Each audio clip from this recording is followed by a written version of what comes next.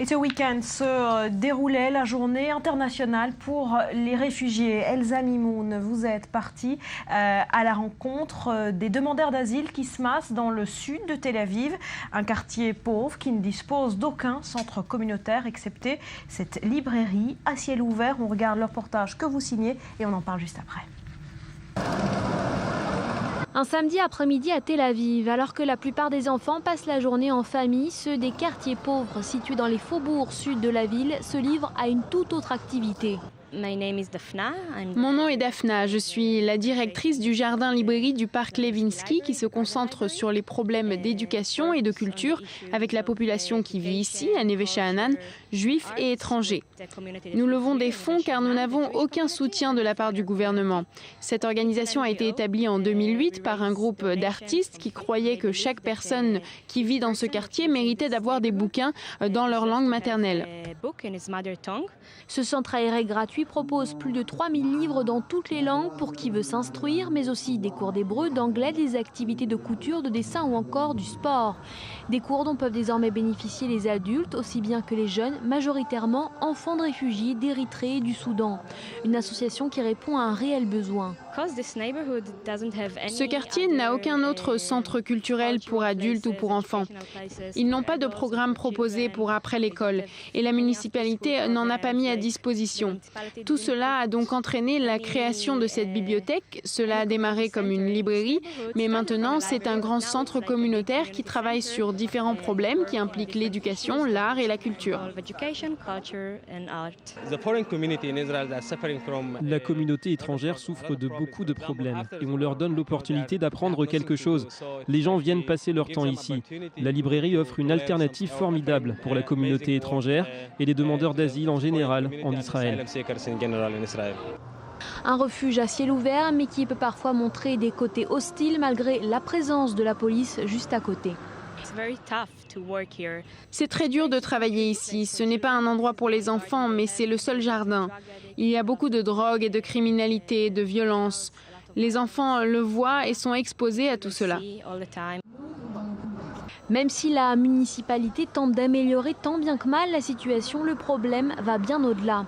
Accueillis en Israël, les réfugiés ne bénéficient d'aucun statut et la plupart n'ont pas pu obtenir de visa de travail. Logeant très régulièrement dans des conditions rudimentaires, des dizaines de milliers d'entre eux vivent sans encadrement ni soins. Je pense que nous avons une nouvelle génération d'enfants de demandeurs d'asile. Ils sont là, peu importe la finalité. Pendant ce temps, on a besoin de prendre en charge leur éducation. Nous essayons de leur donner un endroit où ils peuvent se rencontrer et leur faire faire des choses normales, comme tous les autres petits Israéliens. Face à cette situation, les autorités israéliennes évoquent des raisons sécuritaires et craignent également que l'octroi d'un statut quelconque ne crée un précédent pour les réfugiés palestiniens.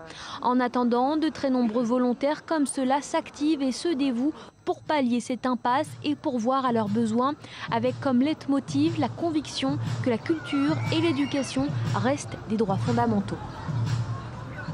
Elsa, en termes de chiffres, on parle de combien de réfugiés en Israël? Alors les chiffres varient entre 45 et 60 000, ce qui est une fourchette assez large, mais on a choisi de retenir les données de l'ONU. Selon l'organisation, il serait au nombre de 53 000, 36 000 Érythréens, 14 000 Soudanais, principalement arrivés par le Sinaï égyptien. Parmi ces 53 000, 2 000 sont actuellement au centre de Holon, dans le sud du pays. Quelles sont les réponses apportées par le gouvernement israélien? Alors le gouvernement en fait tolère la présence de ces réfugiés sur son territoire, mais peine à gérer la situation des demandeurs d'asile puisqu'il n'accorde de statut de réfugié qu'au compte-gouttes, laissant l'immense majorité en marge de la société.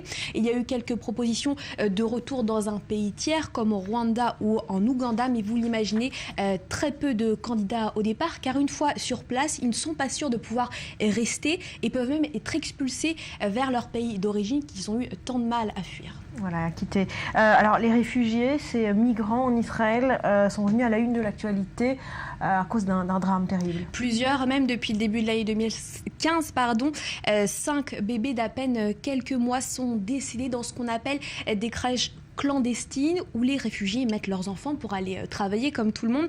Alors est-ce par négligence, manque de soins ou d'encadrement, en tout cas, ces crèches sont surpeuplées. On parle de 30 à 50 enfants pour seulement 2 nourrices et se trouvent très souvent dans des locaux insalubres. Une véritable société parallèle s'est mise en place du côté de ces réfugiés qui effectuent des travaux sous-payés et sans protection juridique. Mais notez que le gouvernement a décidé de réagir en finançant de nouvelles structures destinées à ces communautés à la hauteur de 12 millions d'euros, soit 56 millions de shekels, soit 12 millions d'euros. Voilà, et notamment de nouvelles crèches pour ces enfants. Voilà.